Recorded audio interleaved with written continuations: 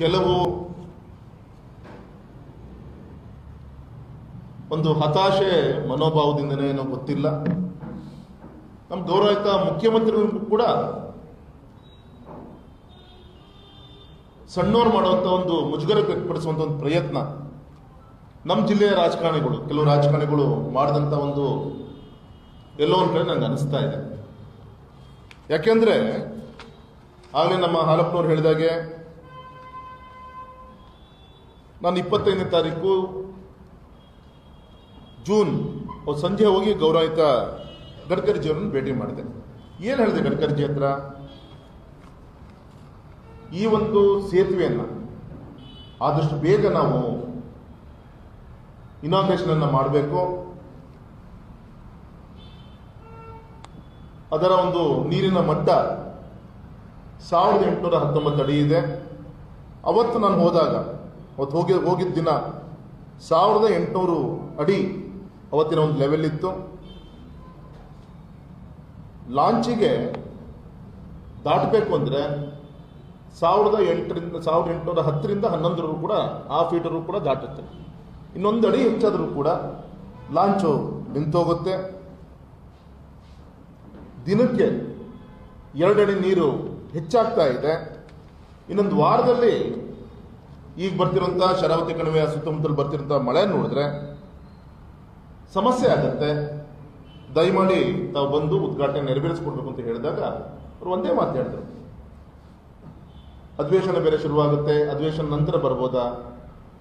ಇಲ್ಲ sir, before that we have to inaugurate that bridge. ಸಾಕಷ್ಟು ಸಮಸ್ಯೆಗೆ ಒಳಪಡ್ತಾ ಇದ್ದಾರೆ.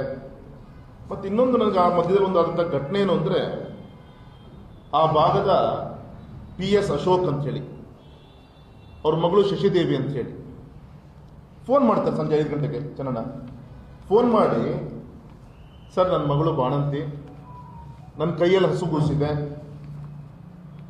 ಲಾಂಚ್ ಬೇರೆ ಅರ್ಧ ಗಂಟೆ ಆಯ್ತು ಕೆಟ್ಟು ನಿಂತು, ನಾನು ಲಾಂಚ್ ದಾಟ್ ಆ ಕಡೆ ತುಂಬಿಬಾಗ್ ಹೋಗ್ಲಿಕ್ಕೆ ನನಗೆ ಮತ್ತೆ 2-3 ಗಂಟೆ ಜರ್ನಿ ಇದೆ ನನಗೆ. ಅವರ ಒಂದು ದಾರುಣಕತೆಯನ್ನು ಹೇಳಿದಾಗ ಅವ್ರು ಇನ್ನೊಂದು ಹೇಳಿದ್ರು, ಲಿಂಗನಮಕ್ಕಿ 800 ಅಡಿ ನೀರು ಬಂದಿದೆ, ಇನ್ನು 10 ಅಡಿ ಬಂದರೆ ಲಾಂಚ್ ಓಡಾಡೋದು ಕಷ್ಟ ಸರ್, ಮಳೆಗಾಲ ಆದರೂ ಪರವಾಗಿಲ್ಲ ಸರ್, ಕೇಂದ್ರದ ಮಂತ್ರಿಗಳನ್ನು ಕರೆಸಿ ಸಾರ್ವಜನಿಕ ಹಿತದೃಷ್ಟಿಯಿಂದ ಆದಷ್ಟು ಬೇಗ ನಮಗೆ ಮುಟ್ಟಿಸ್ಕೊಟ್ಟು ಲೋಕಾರ್ಪಣೆ ಮಾಡಿಬಿಡಿ ಸರ್ ಅಂತೇಳಿ ಅವ್ರು ಕಣ್ಣೀರು ಹಾಕ್ಕೊಂಡು ಹೇಳಿದ್ರು. ನಾನೇನು ಮಾಡಿದೆ, ಸಡನ್ ಫೋನ್ ಮಾಡಿದೆ ನ್ಯಾಷನಲ್ ಹೈವೇ ಅಧಿಕಾರಿಗಳಿಗೆ, ದಯಮಾಡಿ ತರ ಸಿಕ್ಕಾಕೊಂಡಿದ್ರೆ ಬಾಣಂತಿ ಮತ್ತು ಮಗು, ಆ ಸೇತುವೆ ಆಲ್ರೆಡಿ ಕನ್ಸ್ಟ್ರಕ್ಷನ್ ಆಗಿದೆ, ಅದೊಂದು ಕಾರ್ ಬಿಟ್ಕೊಡಪ್ಪ ಅಂತ ನಾನು ಮಾಡಿದೆ. ಇಲ್ಲ ಸರ್, ನಾವು ಎಕ್ಸ್ಪೆನ್ಷನ್ ಜಾಯಿಂಟನ್ನು ನಾವು ಇದು ಮಾಡ್ತಾ ಇದ್ದೀವಿ, ಆಗಲ್ಲ ಅಂತ ಉತ್ತರ ಬಂತು. ಮತ್ತು ಅವ್ರಿಗೆ ಸಮಾಧಾನ ಪಡೆದು ಇದೆಲ್ಲ ಮಾಡಿ ಮತ್ತು ಮಾರ್ಗನ ಫೋನಲ್ಲಿ ಮಾತಾಡಿ ಇದೆಲ್ಲದೂ ಕೂಡ ಒಂದು ಕಡೆ ಆಯಿತು. ಅಂದರೆ ನಮ್ಮ ದೂರದೃಷ್ಟಿ ಈ ಮಳೆಗಾಲಕ್ಕೆ ಲೋಕಾರ್ಪಣೆ ಆಗಬೇಕು. ಆಗಸ್ಟು ಸೆಪ್ಟೆಂಬರ್ ಅಕ್ಟೋಬರ್ ನಂತರ ಗೌರವಂತ ಪ್ರಧಾನಮಂತ್ರಿಗಳು ಕರ್ಕೊಂಡ್ಬಂದು ಉದ್ಘಾಟನೆ ಮಾಡೋಂಥ ಅವಕಾಶಗಳು ನಮಗಿತ್ತು. ಅಂದರೆ ನಮ್ಮ ಉದ್ದೇಶ ಒಂದೊಂದು ಈ ಮಳೆಗಾಲಕ್ಕೆ ನಮ್ಮ ಲೋಕಾರ್ಪಣೆ ಆಗಬೇಕು. ಅದ್ರ ಮಧ್ಯೆ ನಮ್ಮ ಹಾಲಪ್ಪನವ್ರು ಫೋನ್ ಮಾಡಿದ್ರು, ರಾಘು ಇವತ್ತು ಆ ಲಾಂಚಿನ ಒಂದು ಗೇರ್ ಬಾಕ್ಸಿನ ಸಮಸ್ಯೆ ಆಗಿದೆಯಪ್ಪ ಅಂಥೇಳಿ ಕೆಟ್ಟು ನಿಂತ್ಕೊಂಡಿದೆ ನೀರಿನ ಮಧ್ಯೆ ಅಂತ ಹೇಳಿದಾಗ ಆ ಕಾಂಟ್ರಾಕ್ಟರ್ ಲಾಂಚನ್ನು ಕಳಿಸೋದು ಎಳಿಸ್ಕೊಂಬತ್ತು ತಂದು ನಿಲ್ಲಿಸಿದ್ವಿ. ನನಗೆ ಆತಂಕ ಏನು ಅಂದರೆ, ಒಂದೊಂದು ದಿನನೂ ಕೂಡ ದೇವ್ರದಿಂದ ಕೆಟ್ಟ ಬೇರೆ ಬೇರೆ ಘಟನೆಗಳನ್ನು ಪತ್ರಿಕೆಯಲ್ಲಿ ನಾವು ನೋಡ್ತಾ ಇದ್ವಿ, ಬೇರೆ ಬೇರೆ ಇನ್ಸಿಡೆಂಟ್ಸ್ಗಳನ್ನು. ಈ ಸಂದರ್ಭದಲ್ಲಿ ದೇವ್ರು ಕೊಟ್ಟಂಥ ಸೇತುವೆ ಇಷ್ಟು ವರ್ಷದ ತಪಸ್ಸಿನಿಂದ ಸೇತುವೆ ಆಗಿದೆ. ನಾವು ಈ ಉದ್ಘಾಟನೆಗೋಸ್ಕರ ಸಮಯವನ್ನು ಮುಂದೆ ಹಾಕ್ತಾ ಹೋದರೆ ಅಕಸ್ಮಾತ್ ಏನೋ ಒಂದು ಕೆಟ್ಟ ಘಟನೆ ನಡೆದು ಬಿಟ್ರೆ, ನೋಡಪ್ಪ ಇವರು ಉದ್ಘಾಟನೆ ಕಾರ್ಯಕ್ರಮಕ್ಕೋಸ್ಕರ ಕಟ್ಟದಂಥ ಬ್ರಿಡ್ಜು ಕೂಡ ಲೋಕಾರ್ಪಣೆ ಮಾಡದೆ ಏನು ನಡೆದೋಗ್ಬಿಡ್ತಂತ ನಾಳೆ ಕೆಟ್ಟ ಹೆಸರು ಯಾರಿಗೆ ಬರುತ್ತೆ? ನಮ್ಮ ಸರ್ಕಾರಕ್ಕೆ ಬರುತ್ತೆ. ಆ ದೃಷ್ಟಿಯಿಂದ ನಾನು ಗಡ್ಕರಿಜಿ ವಿನಂತಿ ಮಾಡಿಕೊಂಡು, ಇಲ್ಲ ಬಿಫೋರ್ ಸೆಷನ್, ಯಾಕಂದ್ರೆ ನಾಳೆ ನೆಕ್ಸ್ಟ್ ವೀಕಿಂದ ಪಾರ್ಲಿಮೆಂಟ್ ಸೆಷನ್, ಇನಾಗ್ರೇಷನನ್ನು ಮಾಡಿಕೊಡ್ಬೇಕು ಅಂತೇಳಿ ವಿನಂತಿಯನ್ನು ಕೂಡ ಮಾಡಿಕೊಂಡೆ. ಟೆಂಟೇಟಿವ್ ಆಗಿ ನಾನು ಹೇಳ್ತೀನಪ್ಪ ಅಂದರು, ನಾನು ಕೂಡ ನನ್ನ ಫೇಸ್ಬುಕ್ಕಲ್ಲಿ ನಾನು ಅಪ್ಲೋಡ್ ಮಾಡಿದೆ. ಮಾರದಿನ ತಾವು ಕೂಡ 14ಕ್ಕೆ ತಾರೀಕು ಜುಲೈ 14ಕ್ಕೆ ಅಂಥೇಳಿ ಟೆಂಟೇಟಿವ್ ಅಂತೇಳಿ ತಾವು ಕೂಡ ಹಾಕಿದ್ದೀರಿ. ಅದಾದಮೇಲೆ ನಮ್ಮ ಹಿರಿಯರಂಥ ಹಾಲಪ್ಪನವರು, ಜ್ಞಾನೇಂದ್ರ, ನಾವೆಲ್ಲರೂ ಕೂಡ ಅಕಸ್ಮಾತ್ ಗಡ್ಕರಿಜಿ ಬಂದರೆ ಕಾರ್ಯಕ್ರಮ ಎಲ್ಲಿ ಮಾಡ್ಬೋದು?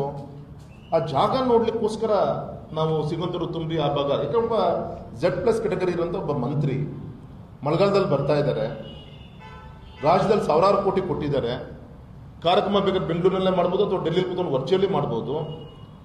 ಈ ಒಂದು ಶರಾವತಿ ಸಂತ್ರಸ್ತರ ಮುಳುಗಡೆ ಜಾಗ ಆಗಿದೆ, ಅವ್ರಿಗೆ ಗೌರವ ಕೊಡೋಕೆ ನಾನೇ ಸ್ಪಾಟಿಗೆ ಬರ್ತೀನಿ ಅಂತ ಹೇಳಿ ಗಡ್ಕರಿಜಿ ಬರಬೇಕಾದಾಗ ಒಂದು ಒಳ್ಳೆ ರೀತಿಯಾದ ಕಾರ್ಯಕ್ರಮ ಮಾಡಬೇಕು ಅಂತ ಹೇಳಿ ಜಾಗ ನೋಡಕ್ ಹೋದ್ರೆ ನಿಂತಲ್ಲಿ ಆ ಮಳೆಗಾಲದ ಹುಳ ನೆಲ ಹತ್ತಾ ಇದೆ, ಮಳೆ ಸುರಿತಾ ಇದೆ, ಎಲ್ಲೂ ಕೂಡ ನಮ್ಗೆ 4-5 ಎಕರೆ ಲೈನ್ ಜಾಗ ಸಿಗ್ತಾ ಇಲ್ಲ. ನೋಡ್ಕೊಂಡು ಸಂಜೆ ಬಂದು ಧರ್ಮಸ್ಥಳ ವೀರೇಂದ್ರ ಹೆಗ್ಡೆಜಿ ಅವರ ಕಾರ್ಯಕ್ರಮದಲ್ಲಿ ನಾನು ಪಾಲ್ಗೊಂಡೆ. ಅಲ್ಲಿ ಗೌರವಂತ ಗೋಪಾಲಕೃಷ್ಣ ಅವರು ಇದ್ರು.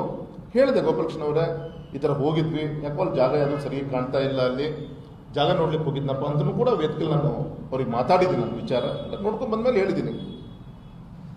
ಆದರೆ ಮಾರನೇ ದಿನನೇ ಗೌರವಿತ ಮಂತ್ರಿಗಳು, ಶಾಸಕರು ಅಲ್ಲಿ ಹೋಗಿ ಸೇತುವೆ ವೀಕ್ಷಣೆ ಮಾಡಿದ್ರು. ನಂಗೆ ಖುಷಿ ಆಯಿತು. ಅಟ್ಲೀಸ್ಟ್ ನಮ್ಮ ರಾಜಕಾರಣ ಅಭಿವೃದ್ಧಿ ವಿಚಾರದಲ್ಲಿ ಕಾಂಪಿಟೇಷನ್ ಶುರುವಾಯ್ತಲ್ಲ. ನಾನು ಸಿಗಂದೂರು ಸೇತುವೆ ಲೋಕಾರ್ಪಣೆ ಆಗ್ತಾನೆ ಹಸುರುಮುಖಿ ಮಾಡಿ ತೋರಿಸ್ತೀವಿ, ಇನ್ನೂ ಜೋರಾಗಿ ಮಾಡ್ತೀವಿ, ನಾನು ಸಂತೋಷ ಪಟ್ಟೆ. ಅಟ್ಲೀಸ್ಟ್ ನಮ್ಮ ಕಾಂಪಿಟೇಷನ್ ಪೊಲಿಟಿಕಲ್ ಫೈಟ್ ಡೆವಲಪ್ಮೆಂಟ್ ದಿಕ್ಕಲ್ಲಿ ಆಗ್ತಾ ಇದೆ ಅಂತ ನಾನು ಯೋಚನೆ ಕೂಡ ಮಾಡಿದೆ. ಅದೇ ಅವ್ರು ಹೇಳಿಕೆ ಏನು ಅವತ್ತು ಮಾಡಿದ್ದು, ಹಸುರುಮುಖಿ ನಿಲ್ಲಿಸಿದ್ರು, ಹೇಳಿದ್ರಲ್ಲ ನಮ್ಮ ಮಾಲಕ್ನವ್ರ ಕಾರಣ ಏನು ಅಂತೇಳಿ. ಅವತ್ತು ಯಡಿಯೂರಪ್ಪನವರು 55 ಕೋಟಿ ಅವತ್ತೇ ಬಿಡುಗಡೆ ಮಾಡಿದ್ದಾರೆ. 50 ಕೋಟಿಯ ಪ್ರತಿಫಲ ಅವತ್ತು ಅಷ್ಟು ಪಿಲ್ಲರ್ ಅಷ್ಟು ನಿಂತ್ಕೊಂಡಿದೆ. ಅವತ್ತು 99 ಕೋಟಿ ಪೇಮೆಂಟ್ ಆಗಿದೆ. ಇವತ್ತಿನ ಕೂಡ 99 ಕೋಟಿ ಪೇಮೆಂಟ್ ಆಗಿದೆ. ಪಾಪ ಮುಂದೂ ಕೂಡ ಅವರಿಬ್ರು ಓಡಾಡಿ ಮಾಡಿ ಬೇಗ ಲೋಕಾರ್ಪಣೆ ಮಾಡಿ ಅದಕ್ಕಿಂತ ಸಂತೋಷ ಪಡೋದು ನಾವು ಕೂಡ ಹೌದು.